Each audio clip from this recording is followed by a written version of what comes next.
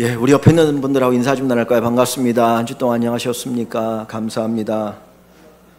이 자리에 오신 여러분들에게 하나님의 특별한 은혜가 함께하기를 소망합니다. 사실 매주 예배를 드리는 것이 극히 평범하고 자연스럽고 당연한 것 같지만 때로 그렇지 않을 때가 있습니다. 어떤 유혹을 물리쳐야 되고 또 많은 난관들을 우리가 거절하고 나와야 될 때가 있는데 그때에도 믿음으로 주 앞에 나와서 예배하시는 여러분들을 감사하고 또 하나님이 귀한 은혜 주시기를 소망합니다. 기대를 가지고 예배를 드리면 하나님 주시는 은혜가 있는데 기대가 없으면 은혜도 없습니다. 그래서 사람을 바라보고 우리가 기대를 갖는 것 아니고 하나님을 바라보고 하나님께 주실 그 은혜에 대한 기대가 우리 모두에게 있기를 소망합니다. 사람에게는 누구나 위기가 찾아옵니다. 평탄하게 살아가는 사람 같은데 이야기해 보면 나름대로 다 역경이 있었고 위기가 있었다고 이야기합니다. 친구 목사님이나 선후배 목사님들과 이야기할 때 겉으로 보면 정말 다 잘 되는 것 같아요. 교회도 엄청나게 성장하고 이것저것 되는데 이야기하다 보면 나름대로 큰 위기, 아픔과 고통이 있다라고 하는 것을 알게 됩니다. 문제는 그 위기를 우리가 어떻게 극복하느냐 하는 것입니다. 많은 사람들이 위기를 극복하려고 할 때 편법이나 불법을 사용할 때가 많이 있습니다. 하나님께서 원하지 않는 편법적인 방법, 불법적인 방법, 그리고 임시방편적으로 그 문제들을 해결하려고 하다가 나중에 오히려 더 큰 어려움에 처하는 것을 볼 수가 있습니다. 우리가 위기라는 말을 거꾸로 뒤집으면 기회라고 이야기하지요. 하나님께서 우리에게 주시는 하나님의 복을 받는 기회가 되어질 수 있습니다. 그래서 위기 때에 하나님께서 이것을 통해서 내게 말씀하는 것이 무엇이고 또 무엇을 이루기를 원하시는가 우리가 생각하고 또 믿음으로 기도하면서 그 위기가 오히려 축복의 기회가 될 수 있는 그런 어떤 도구로 쓰여질 수 있기를 소망합니다. 사람들이 위기를 대하는 자세를 보면 그 사람의 생각과 믿음을 볼 수 있습니다. 평상시에는 다 좋은 사람 같아요.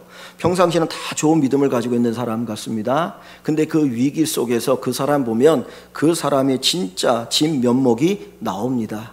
그 사람이 착한 사람인지 악한 사람인지 그 사람이 가지고 있는 믿음이 껍데기 신앙인지 진짜 속까지 하나님을 향한 그 믿음인지를 알 수가 있습니다. 그래서 우리 인생에 때로 위기가 다가올 때에 우리의 믿음을 하나님 앞에 보여줄 수 있는 주님 제가 보니까 제 믿음이 이런 믿음이었네요. 하나님 감사합니다. 이런 좋은 믿음 주신 주님을 오히려 찬양합니다. 이런 고백 드릴 수 있는 그런 믿음으로 살아갈 수 있기를 소망합니다. 오늘 이 룻기에는 위기를 맞이한 한 가정을 우리에게 보여줍니다. 이 가정은 유다 베들레헴에 살고 있었는데 그 가정의 가장은 엘리멜렉입니다. 오늘 1장 1절 말씀에 보면 1장 1절에 사도들이 치리하던 때에 그 땅에 흉년이 드니라. 이 땅, 이 베들레헴, 이 유다 땅에 큰 흉년이 들게 되었습니다. 이 유다 땅 베들레헴에 흉년이 들었다라고 하는 것은 유다 전역에 흉년이 들었다는 것을 암시해 줍니다. 베들레헴은 어떤 곳인가요? 우리가 잘 알고 있는 것처럼 베들레헴은 예수님이 태어나신 곳이죠. 또 베들레헴은 그 다윗의 고향이기도 합니다. 근데 이 베들레헴이라고 하는 이 단어의 뜻이 뭐냐면 떡집이라는 뜻이에요. 베이틀레헴인데 베이트 하면 집이고 레헴 하면 떡입니다. 그러니까 떡집이에요. 동네 이름을 떡집으로 만들 때는 그 나름대로의 어떤 의미가 있지 않겠습니까? 뭐를 얘기하는 건가요? 그 동네에는 먹을 것이 풍족하다. 다른 어떤 동네보다도 이 동네는 먹을 것이 풍족하다는 걸 얘기합니다. 즉 옛날에는 이 빵을 밀로 만들었으니까 밀이 다른 데보다 많이 나오는 동네였던 것 같아요. 그래서 넉넉하게 먹고 살기 때문에 사람들이 베들레헴 떡집이야 떡집이야 빵집이야 이렇게 이름을 불렀던 것이죠. 또 이 베들레헴 주변에서 양을 치는데 그 양들은 어디로 이렇게 팔려나가냐면 성전의 제물로 팔려나갑니다. 성전에서 매일같이 제사를 드리는데 그 제사에 쓸 물건을 베들레헴에서 자라는 양으로 쓴다는 거예요. 그건 뭘 얘기합니까? 양들이 아주 질이 좋다는 거죠. 양들이 질이 좋기 위해서는 기본적으로 풀이 좋아야 합니다.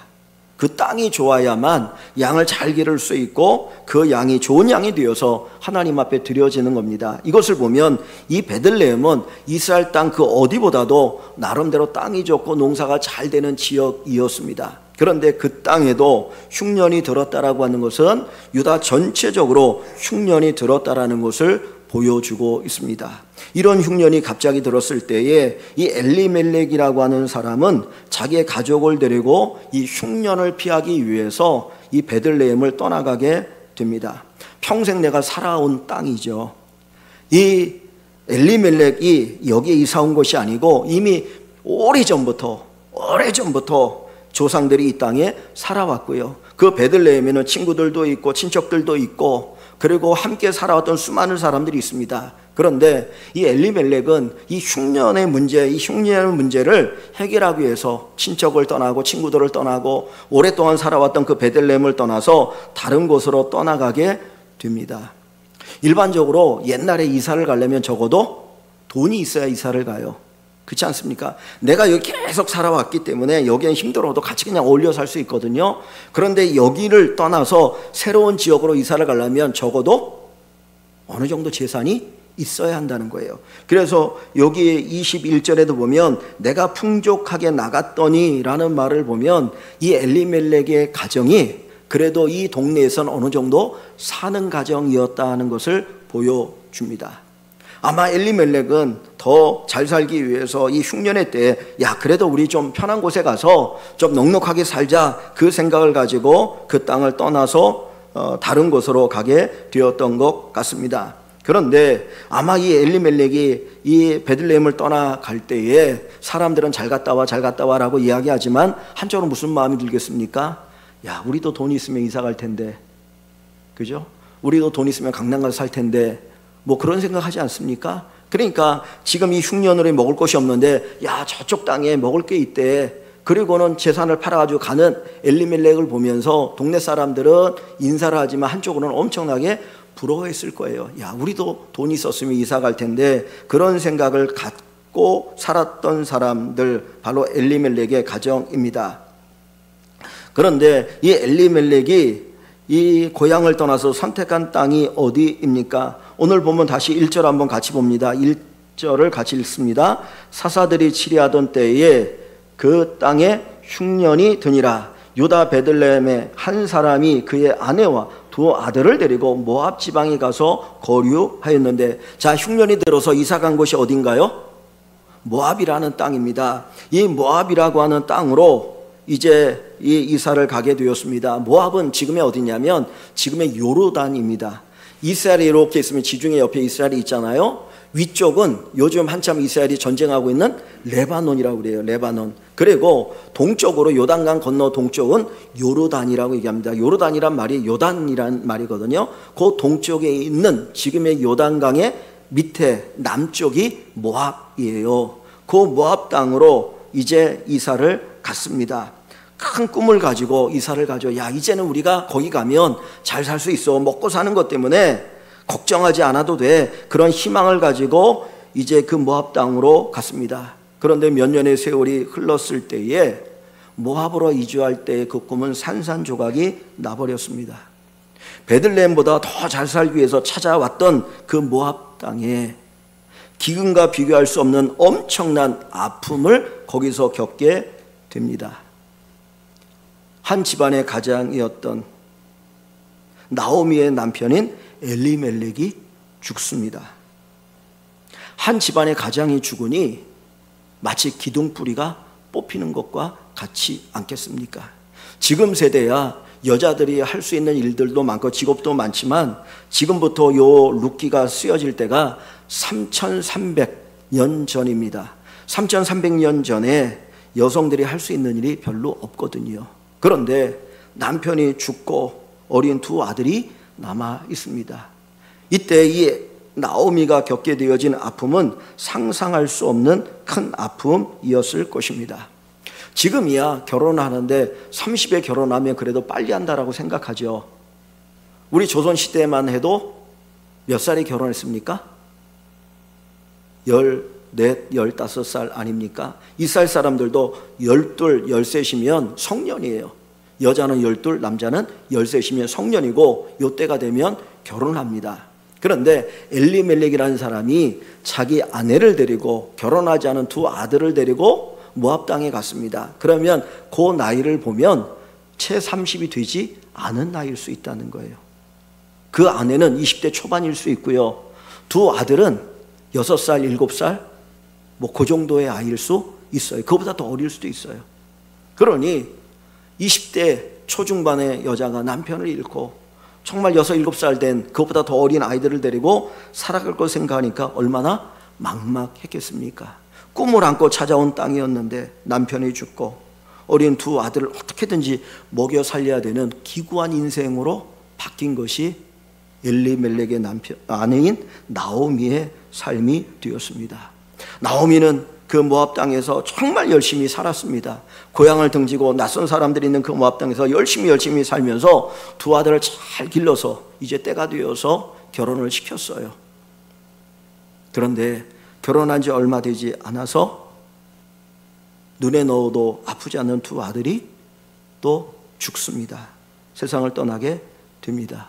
모압 땅에 온 지 몇 년 만에 남편을 잃고 그리고 또 조금 세월이 흐른 후에 두 아들을 죽는, 그래서 자기도 과부요, 두 며느리도 과부가 되는 불행을 겪게 되었습니다. 빵을 찾아 왔던 모압 땅, 베들레헴과 비교할 수 없는 풍요의 땅이라고 생각하고 행복하게 살 것이라고 기도했던 그 땅에서 10년 만에 나오면 더 큰 불행을 안고 살아가게 되었습니다. 남편을 잃고 두 아들을 잃어버린 나오미의 삶이 얼마나 상실감이 컸을까요? 남편을 잃는 것도 가슴 아픈 일이죠. 그런데 자식을 잃으면 가슴에 품는다고 이야기합니다. 가슴에 묻는다고 이야기합니다. 엄청난 고통을 안고 살아갑니다. 이제 3명의 가부가 함께 사는 가정이 되었습니다. 나오미가 자기가 겪은 슬픔, 이 불행을 우리가 읽은 본문 여기 20절과 21절에 보면 이렇게 얘기합니다. 하나님의 징계였다. 하나님의 징계였다. 자, 20절 말씀 한번 봅니다. 나오미가 그들에게 이르되 그가 예루살렘에 돌아와서 사람들에게 하는 이야기입니다. 나를 나오미라 부르지 말고 나를 마라라 부르라. 이는 전능자가 나를 심히 어떻게 해요? 괴롭게 하셨습니다. 내가 풍족하게 나갔더니 여호와께서 내게 비어 돌아오게 하셨느니라. 여호와께서 나를 징벌하셨고 전능자가 나를 괴롭게 하셨거늘. 나오미의 고백이에요. 나오미는 그가 당하는 이 고난, 남편을 잃고 두 아들을 잃은 그 아픔을 가리켜서 하나님의 징계라고 이야기합니다. 다른 사람들이 너 나오미, 너 하나님께 벌 받은 거야, 하나님께 벌 받은 거야, 그렇게 말하지 않았어요. 그죠? 스스로 깨닫기를 하나님께 내가 징계를 받았구나, 내가 하나님께 징계를 받았구나, 그렇게 얘기합니다. 그런데 나오미가 그렇게 얘기하는 이유가 어디에 있을까요? 오늘 본문 속에서 우리가 생각해 볼 수 있는 것이 있는데, 첫 번째는 뭐냐면 아무리 기근이 심해도 베들레헴을 떠나서 모압 땅으로 가면 안 된다는 거예요. 이거는 하나님이 결코 기뻐하지 않는 일입니다. 여러분, 모압이라고 하는 그 민족, 그 땅은 어떤 곳입니까? 이 모압이라고 하는 이 민족이 만들어진 것은 아브라함에게 조카가 하나 있었죠. 그 조카가 누군가요? 롯이죠. 롯 좀 비슷해요. 롯이라는 조카가 있었는데 이 조카가 소돔이라는 곳에 살았어요. 사해 근처에 소돔이라는 곳에 살았는데 그 성이 너무너무 악한 거예요. 죄가 너무 심해서 하나님 더 이상 볼 수가 없어서 내가 그 소돔 땅을 유황불로 멸하겠다. 그러면서 천사를 보내서 이 롯에게 이야기를 하는 겁니다. 야, 너희 가족을 데리고 빨리 떠나라. 내가 이 성을 불로 멸망시킬 것이다. 이 롯은 그것을 처음에는 제대로 받아들이지 않아요. 그런데 천사가 끄니까 자기와 자기 아내와 두 딸을 데리고 그 성을 떠나갑니다. 그런데 롯의 아내는 그 소돔성에 남아있는 자기 재산이 너무나 아까워서 뒤를 돌아보다가 뭐가 됐다고 그래요? 소금 기둥이 되었다고 그러죠. 그리고 두 딸을 데리고 이 롯은 이제 겨우 살았습니다. 근데 롯에게는 딸만 둘이 있다 보니까 자식이 없는 거예요. 대를 이을 수가 없어요. 그래서 어느 날 이 딸들이 이야기합니다. 언니가 동생에게, 야, 우리 아버지가 아들이 없지 않니? 아들이 있어야 대를 잇는데 아들이 필요하지 않겠니? 그런데 어디서 엄마를 구하겠냐? 할 수 없으니까, 야, 너하고 내가 아버지의 대를 잇자. 그래가지고는 아버지를 술 진탕 먹이고, 첫날은 언니가 들어가서 아버지와 동침을 해요. 둘째 날은 동생이 들어가서 동침을 합니다.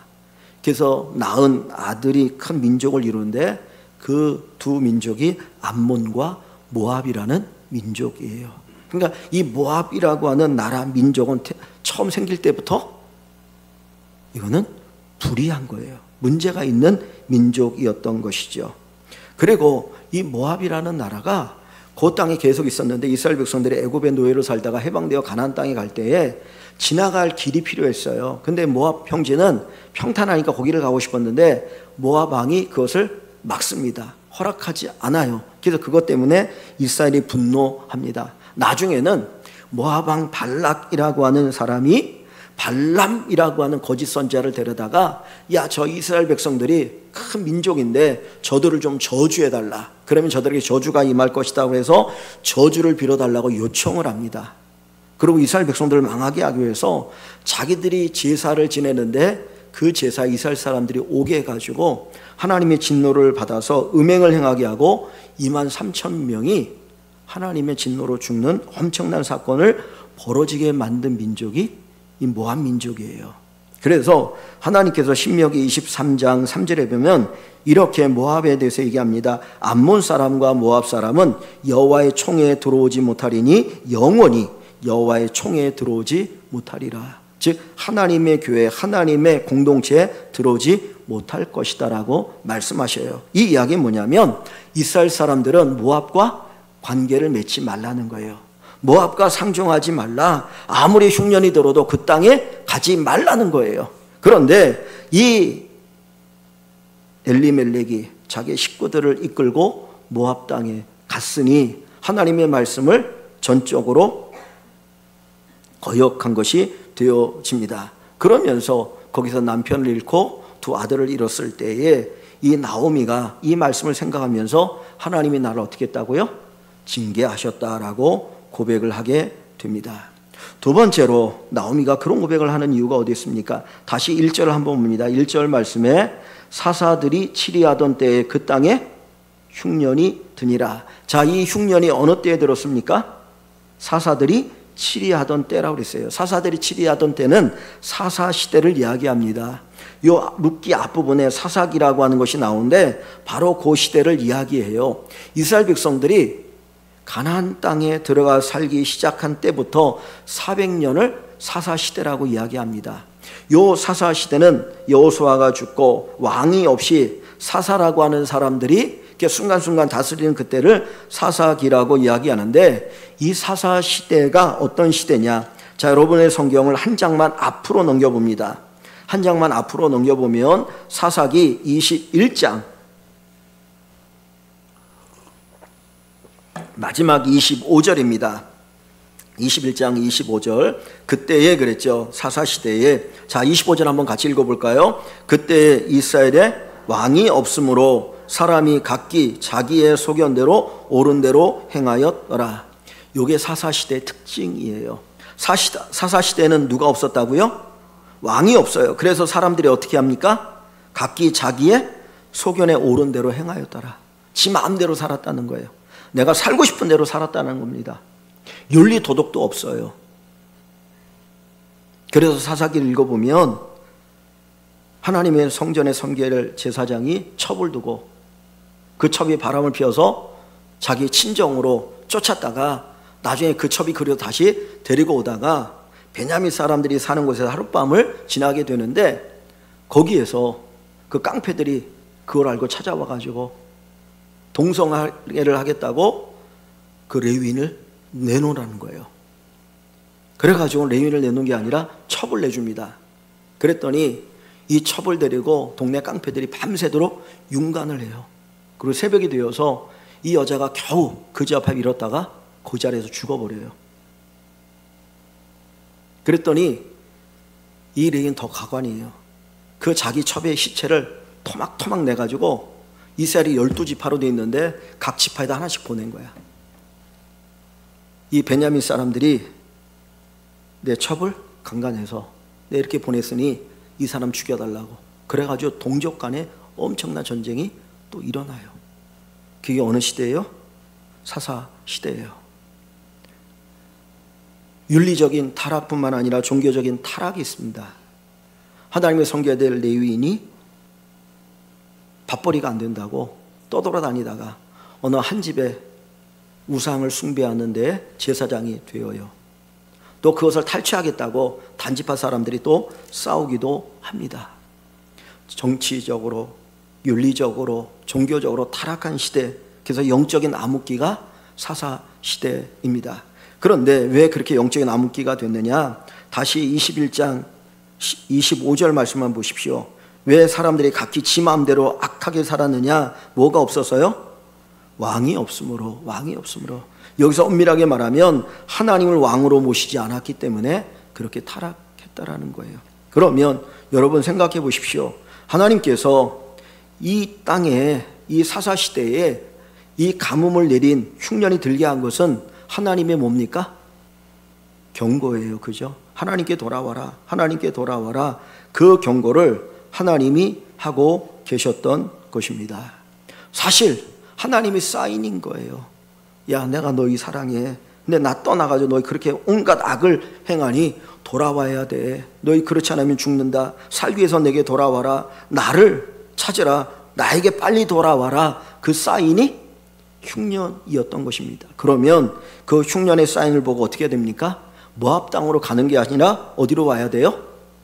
하나님을 찾아야 돼요. 하나님을 갈망해야 돼요. 미스바에 모여서 나중에 큰 기도회를 가졌던 것처럼 하나님 앞에 나와 하나님을 찾고 하나님의 도움을 갈망해야 되는데, 오히려 가나안 땅, 약속의 땅을 떠나서 모압 땅으로 갔더니 거기에 남편을 잃고 두 아들을 잃어버리고 새 과부가 되어진 자기의 삶을 보면서 하나님의 징벌이라고 나오미가 스스로 고백하게 되는 것입니다.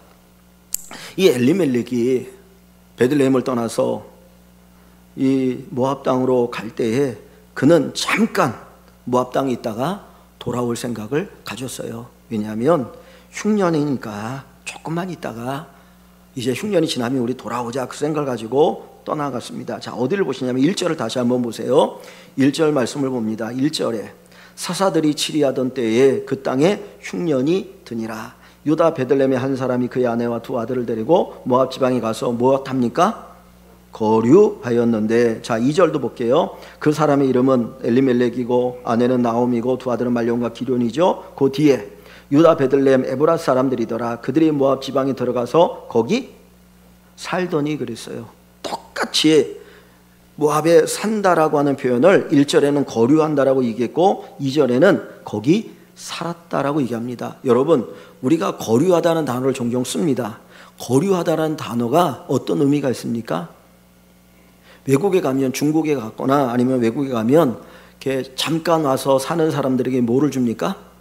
거류증을 줘요. 당신은 요때부터 요때까지만 살 수 있습니다. 마치 여권을 주거나 뭐 그런 것처럼 이렇게 딱 이제 주는 거죠. 그러니까 거류라는 거는 잠깐 사는 걸 얘기해요. 잠깐 사는 거. 그러니까 이 엘리멜렉은 흉년이 들어서 흉년이 지나가면 한 1, 2년이면 흉년 지나겠지. 그럼 그때 돌아가자. 그 생각을 가지고 여기 왔던 거예요. 그런데 2절 끝부분에 거기 살더니라고 하는 말은 눌러 앉아 사는 거예요. 이미 나서 사는 걸 얘기해요. 처음에는 잠깐 여기 있다가 가야지라고 했는데 1년, 2년 지나고 흉년이 계속 드니까 에이 그냥 여기 살자, 여기 살기 좋아. 그리고 거기 머물러 사는 것을 거기 살더니라고 하는 단어로 쓰고 있습니다. 여기 산다라고 하는 이 단어가 영어로 번역을 하면 become이라는 단어로도 번역이 돼요. 그 이야기는 뭐냐면 모압에 동화되는 거예요. 나는 유다 사람이야, 베들레헴에 사는 사람이야 라고 생각했었는데 세월이 흘러가면서 모압에 동화되어서 모압 사람처럼 살아가요. 하나님 떠나고 믿음 잃고 점점점 모압 사람이 되어서 그냥 그 땅이 좋고 그 땅에 사는 것이 편하게 되어지는 그 모습을 보여줍니다. 여러분, 잠깐 떠나면 괜찮아. 하나님 잠깐 떠나고 믿음 잠깐 떠나고 교회 잠깐 떠나고 예배 잠깐 떠나면 나중에 돌아올 수 있어. 내 문제가 해결되면 나중에 돌아오면 돼라고 이야기를 하지만 현실은 그렇지 않다는 거예요. 잠깐이 영원히 됩니다. 잠깐 떠나는 것이 완전히 하나님 품을 떠나고 그리고 하나님을 떠나는 것이 될 수가 있어요. 모든 종교가 그렇기도 하지만 한국 교회가 당하고 있는 큰 어려움의 문제는 뭡니까? 다음 세대가 없다는 거죠. 그렇지 않습니까? 나는 예수 잘 믿는다고 생각하는데 내 자식들이 예수를 안 믿어요. 우리가 그 이유를 어디서 찾을 수 있습니까? 부모들이 그런 얘기를 합니다. 야, 좋은 대학 들어가는 게 가장 중요해. 학벌은 영원하다. 그러니 고등학교 다닐 때는 열심히 공부하고 학교 들어가고 나면 그때 신앙생활 해라. 근데 애들이 믿나요? 듣나요? 안 들어요. 교회 예배 드리는 게 쉽지 않잖아요. 그러니까 안 돌아와요. 다 떠나가요. 잠깐은 잠깐이 아닙니다. 엘리멜렉도 잠깐 내가 모압 땅에 갔다가 돌아올게. 모압 땅에 갔다 돌아올게 그랬습니다. 그러나 잠깐이 아니라는 거예요. 거기에 살다가 어떻게 됩니까? 거기서 죽어요. 두 아들도 거기에 죽어요. 자기가 사랑하는 그 아내 나오미는 과부가 됩니다. 여기 2절 말씀에 보면 이 가정의 가족들의 이름이 나와요. 그 사람은 엘리멜렉이고 부인은 나오미고 두 아들은 말론과 기럧입니다. 이 이름에는 뜻이 있습니다. 한국 사람들도 이름에 뜻이 있는데 이 이스라엘 사람들은 이 뜻이 매우 중요하거든요. 엘리멜렉이라고 하는 이 말은 뭐냐면 하나님은 나의 왕이시다 라는 말이에요. 하나님은 나의 왕이시다. 엘리멜렉은 하나님은 나의 왕이라고 하는 이름을 가지고 있었습니다. 나오미라는 이름은 나오미는 기쁨이에요. 기쁨이에요. 그런데 여기 21절에 가보면 나오미가 자기를 이 19절이죠. 말하라 하라고 얘기합니다. 나오미는 기쁨인데 자기 이름을 말하라고 하라. 말하는 쓰다 괴롭다라는 뜻이거든요. 그리고 말론과 기럧인데 이 말론의 뜻은 뭐냐면 병이 들어 약해지다. 병이 들어 약해지다. 기럧이라고 하는 이 이름의 뜻은 낭비하다, 허비하다예요. 지금 이 엘리멜렉이 하나님은 나의 왕이십니다. 그 고백 속에서 믿음으로 이 흉년을 이겨야 되는데 그 믿음을 포기하고 그 이름의 뜻을 포기하고 모압 지방으로 갔어요. 그랬더니 어떤 인생이 됩니까? 그 아내, 기쁨이라는 이름을 가졌던 아내의 삶은 남편을 잃어버린 쓴 인생, 괴로움의 인생이 되었어요. 그리고 두 아들의 운명은 그 이름처럼 병들어 나약해졌고 허비되고 낭비되어는 처절히 잃어버리는 삶이 되었던 것을 우리에게 보여줍니다. 우리가 하나님을 나의 왕으로 고백하고 그 믿음으로 살지 않으면 우리가 아무리 좋은 환경을 쫓아간다 할지라도 허비되는 인생, 나약한 인생, 기쁨이 변하여 괴로움이 되고 쓴 인생이 되어지는 그런 일들을 맞이하게 되어질 것입니다. 그래서 우리는 아무리 힘들고 어려워도 어디에 있어야 됩니까? 믿음의 자리에 있어야 합니다. 우리가 믿음의 자리에 남아 있어야 합니다. 왜 떡집 베들레헴에까지 흉년이 들었을까요? 이미 사람들의 마음에 영적인 흉년이 들었기 때문에 그 땅에 물질적인 흉년이 드는 겁니다. 내 안에 영적으로 풍성해야, 풍년이 되어야 삶이 풍성해지는데 이미 이스라엘 사람들은 영적으로 다 흉년이 들었기 때문에 물질적으로 흉년이 드는 비극이 그들에게 찾아오게 되었던 것을 보게 됩니다. 남편을 잃었습니다. 두 아들을 잃었습니다. 그리고 재산도 다 잃었습니다. 이 나오미에게 들려온 기쁨의 소식이 있습니다. 6절을 봅니다. 6절에 보면 그 여인이 모압 지방에서 여호와께서 자기 백성을 돌보시고 그들에게 양식을 주셨다함을 듣고 이에 두 며느리와 함께 일어나 모압 지방에서 돌아오려고 하여. 지금 이 나오미에게 들린 소식은 뭐예요? 하나님께서 이스라엘 베들레헴을 돌아보셔서 그들에게 양식을 주셨다는 거예요. 이제 기근의 때가 끝나고 이제 양식이 넉넉한 때가 되었다라는 소식을 듣게 됩니다. 그리고는 그가 어떻게 해요? 베들레헴으로 돌아올 결심을 하게 됩니다. 들어야 합니다. 하나님의 말씀을 들어야 합니다. 우리에게 들려주시는 소식을 듣길 원합니다. 우리가 이 하나님의 말씀, 성경을 통해서 하나님의 음성을 듣고 하나님 앞에 돌아가는 결단하는 은혜가 있기를 소망합니다. 인생의 회복은 하나님의 품으로 돌아가는 데서 시작이 됩니다. 남편을 잃었고 둘 딸을 잃은 나오미이지만 하나님께 돌아올 때 거기에서 회복의 시작이 있게 되었던 것이에요. 여러분, 나오미가 고향으로 돌아가려고 할 때에 그는 굳게 결심했을 거예요. 사람들이 나오미가 베들레헴을 떠나갈 때에 한쪽으로 부러워하는 마음도 있었죠. 그죠? 그래도 좀 남편 잘 만났다고 흉년피해서 그래도 지 혼자 살겠다고 가네? 그런 생각을 갖지 않았겠습니까? 그런데 나오미가 남편도 죽고 두 아들도 죽고 과부가 되어서 과부된 며느리 하나 데리고 올 때에 사람들이 속으로 무슨 생각을 할 수 있겠어요? 남편 잡아먹은 여자, 아들 잡아먹은 여자, 그죠? 그런 얘기 들을 수도 있지 않습니까? 근데 그거 각오하고 오는 거예요. 하나님 앞에 돌아올 때 그거 각오하고 나는 하나님 붙들고 살겠다라고 돌아오게 되는 것입니다. 그 돌아올 때 나오미가 고백한 하나님이 있어요. 어디를 보시냐면 20절을 봅니다. 20절을 보시면 거기에 나오미가 하나님을 어떤 분으로 부르고 있습니까? 20절에 나오미가 그들에게 이르되 나를 나오미라 부르지 말고 나를 마라라 부르라. 나를 괴로움이다. 나를 쓰다라고 부르라. 그러면서 뭐라 합니까? 이는 누가? 전능자는 누구를 가리켜요? 하나님을 가리키죠. 하나님을 전능자라고 고백하고 있어요. 그 전에는 전능자라고 하나님 고백하지 않았습니다.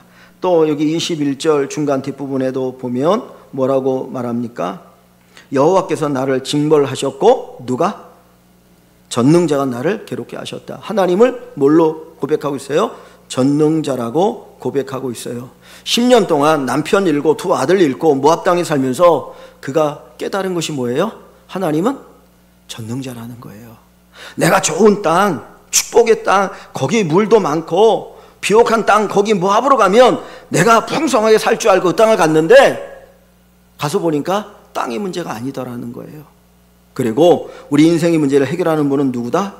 전능하신 하나님께서 전능자라고 하는 고백을 하고 있습니다. 우리가 깊이 깨닫기를 원하는 것이 바로 이것입니다. 하나님은 전능자입니다.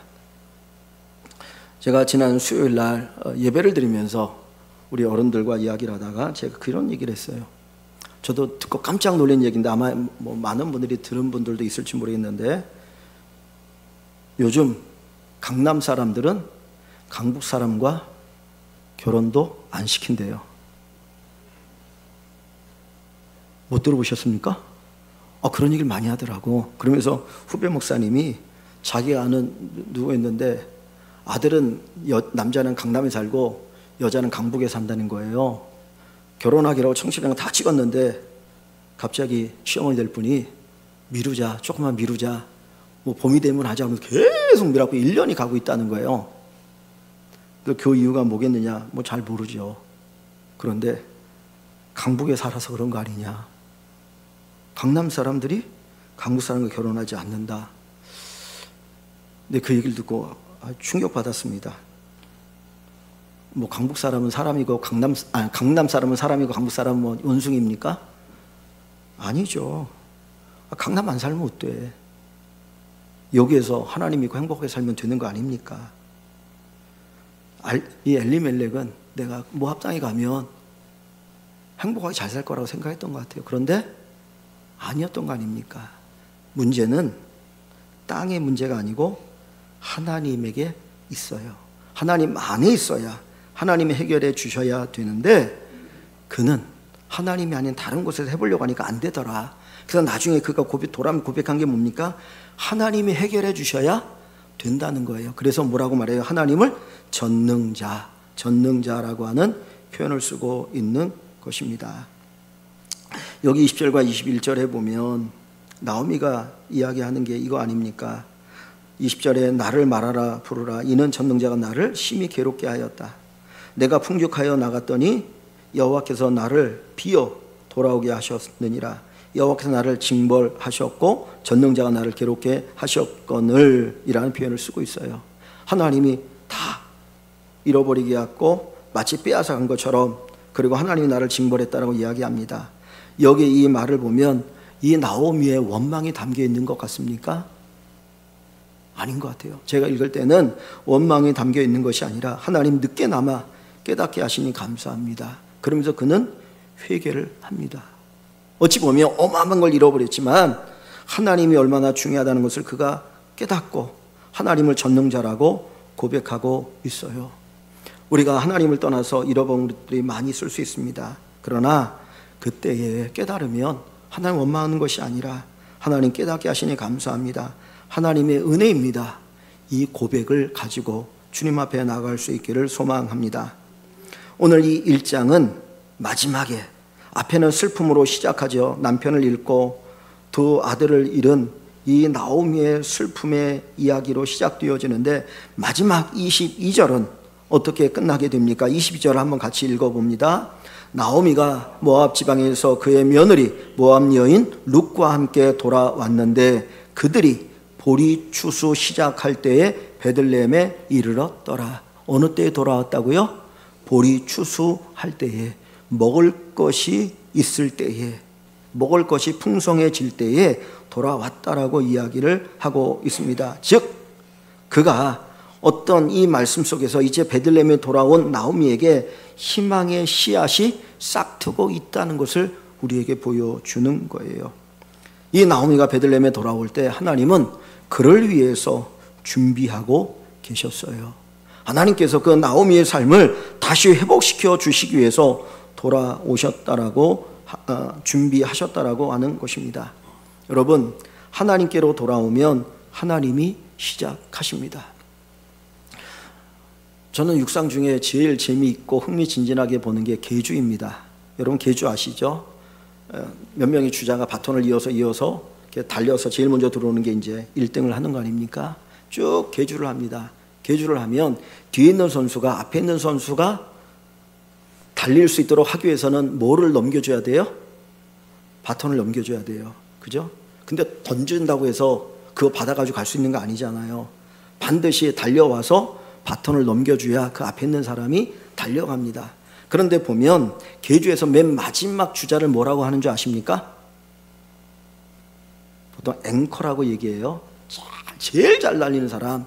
그래서 어떤 팀을 보면 그 앞에까지 세 번째 주자까지는 뭐 3등으로 가거나 이렇게 했는데 마지막 주자가 워낙 잘 달려가지고 다 제치고 1등으로 도는 경우가 있거든요.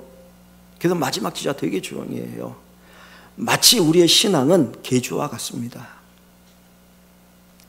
우리가 하나님께 바톤을 딱 맡기면 그때부터 하나님이 달리기 시작하는 거예요.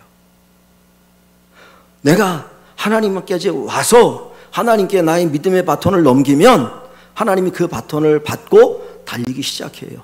근데 내가 하나님께로 오지 않으면, 바톤을 하나님께 맡기지 않으면 하나님은 멈춰 계시는 거예요. 하나님 우리를 위해서 일하고 계십니다. 하나님 우리를 위해서 준비하고 계십니다. 하나님 일하기를 원하십니다. 그런데 내가 바톤을 안 넘긴다니까요. 내가 바톤을 넘기면 되는데 안 넘기니까 하나님의 일하심과 하나님의 역사를 시험할 수가 없어요. 나의 주권의 바톤을 하나님께 맡기십시오. 믿음의 바톤을 하나님께 맡기십시오. 나의 삶의 모든 바톤을 하나님께 넘기십시오. 그러면 그것을 가지고 하나님이 달리기 시작하실 것입니다. 여러분, 우리 인생의 문제를 해결하는 것은 우리 힘이 아닙니다. 환경의 선택이 아닙니다. 강남 가면 잘 살까요? 아니요. 강남 가면 큰 부자 아니면 오히려 박탈감이 더 심해요. 나보다 부자가 훨씬 많거든요. 내가 똑똑한 줄 알았는데 나보다 똑똑한 사람이 너무나 많아. 오히려 더 박탈감이 심하고 더 우울증도 많고 더 정신적으로 괴로움도 당한 사람이 많아요. 예전에 강남에서 목회하던 저보다 나이가 있는 형님이 공부는 같이 했는데 나이가 훨씬 많은 형님인데 그 상문고등학교 앞에서 목회를 하는데 전도하라 그러면 교인들이 한 사람도 전도 안 한대. 교수들은 가장 생활이 약하고 뭐 사업지 뭐 이렇게 있으니까 내가 굳이 다른 사람한테 왜 굽실거리면서 예수 믿으라고 하냐고. 내가 회사에 가면 다른 데 가면 떵떵거리고 내 한마디면 다 움직이는데 전도하려면 가서 속된 말로 굽실거리는 것처럼 해야 되잖아요. 예수 믿으라고. 예수 믿으면 좋다. 뭐 내가 사장이니까 너 교회 안 가면 내가 자를 거야. 그럴 수는 없잖아요. 그냥 내가 굳이 왜 그러냐는 거예요.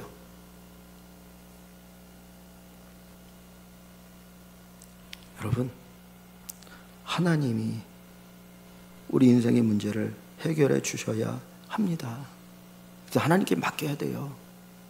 내가 끝까지 달리려고 하지 마시고 기운도 다 빠졌는데 하나님께 바톤을 맡기고 그 하나님이 하실 수 있도록 하실 수 있기를 소망합니다. 하나님께 돌아오면 아무것도 없는 것 같지만 거기서 싹이 나고 그리고 잎이 나고 꽃이 피고 열매를 맺습니다. 여러분, 우리가 봄이 되면 땅을 보십시오. 아무것도 없는 것 같잖아요. 그런데 그 밑에 뭐가 있어요? 씨가 있어요. 씨가 있으니까 거기 싹이 나고 자라서 열매가 맺어지는 거예요. 우리 눈에 보이지 않지만 하나님께 돌아오면 하나님이 심어놓은 씨앗이 싹을 틔우고 자라서 꽃이 피고 열매가 맺어지게 되어집니다. 아무리 힘들고 어려워도 하나님 안에 머물러 있는 저와 여러분들이 되시기를 주의 이름으로 소원합니다. 엘리멜렉의 신앙, 엘리멜렉이라고 하는 이 이름이 우리의 신앙 되길 원합니다. 엘리멜렉의 뜻이 뭐라고요? 하나님은 나의 왕이시다. 하나님은 나의 왕이시다. 하나님 우리를 다스리시면 돼요. 하나님께 나를 맡기면 됩니다. 하나님 말씀으로 살아가면, 하나님의 명령으로 살아가면 하나님께서 달리기 시작하십니다.